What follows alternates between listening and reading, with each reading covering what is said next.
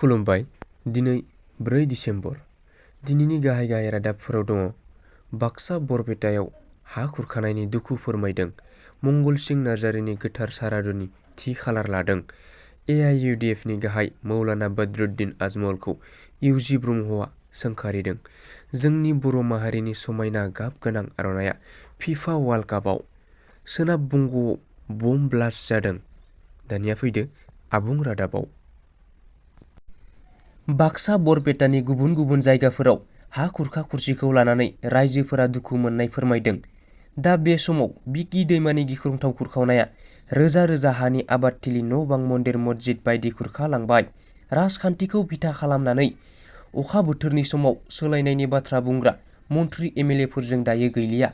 Cabinet मन्त्रि पियुष हाजरिका, रन्जित दासजों लोगोसे गोबां मन्त्रि एमएलएफोरखौ हा खुरखा खुरसि जानायनि समाव बेनि सुबिदानि थाखाय खावलायदोंमोनब्लाबो दिनैसिम जेबो खामानि मावनायखौ नुनो मोननाय जायाखै होननानै रायजो बिथांमोना रादाबनि गेजेरजों फोरमायहरदों।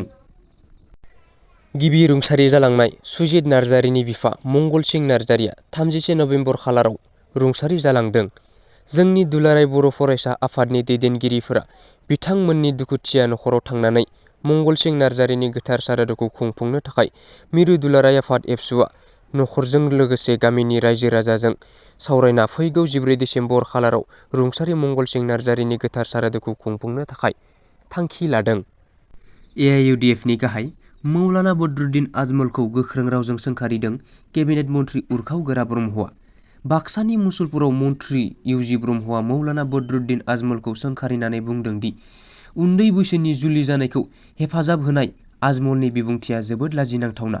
दिनै बाक्सा जिल्लानि मुसलपुराव आबाद बिफाननि खुंनाय मोनसे हाबाफारियाव बाहागो लानानै बेबादि गोख्रों बाथ्राखौ बुंदों केबिनेट मन्त्रि उरखाव गोरा ब्रह्मआ आरो बुंबावदों दि गिबि मन्त्रिनिबो सायाव बुंनाय बाथ्राया जोबोद लाजिनांथावना। आरो मन्त्रि उरखाव गोरा ब्रह्म बिथाङा बुंदों दि इस्लाम धोरोमनि सुबुंफोरा उन्दै बैसोआव जुलि जानायखौ हेफाजाब होनायनि बिबुंथिया दिनैनि सुबुं समाजाव जोबोद लाजिनांथावना। जोंनि बर' माहारिनि गाब गोनां समायना आर'नाइया बे खेबाव फिफा वार्ल्ड कापनि फोथाराव। नंगौ, दासान्दि काटाराव सोलिबाय थानाय वार्ल्ड कापनि गेलेफु समाव नुनो मोन्दों बर' माहारिनि समायना गाब गोनां आर'नाइ। मुलुगनि गोबां हादरनि सुबुंफोरा गावबा गावनि हारि आरो हादरनि सिनायथिखौ दिन्थिनाय समावनो जोंनि बर' माहारिनि समायना गाब गोनां आर'नाइखौ वार्ल्ड कापनि फोथाराव माखासे बर' सुबुंफोरा दिन्थिदों।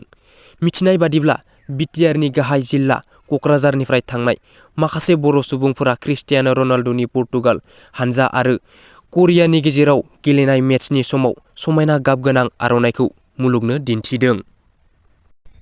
मोनसे बिग ब्रेकिं निउज। सोनाब बंग'नि सानजा मिदनापुराव बम बेरफ्रुनायजों सानै सुबुंफोरनि जिउ खहा। थैनाय सानै सुबुंफोरनि गेजेराव सासेखौ टिएमसिनि मावसुमा राजकुमार मान्ना होननानै खौराङाव मोननाय जादों। मख'नो गोनांदि सोनाब बंग'आव फैगौ 2023 मायथाइयाव पन्चायत बिसायख'थि जानो थांगासिनो दङ।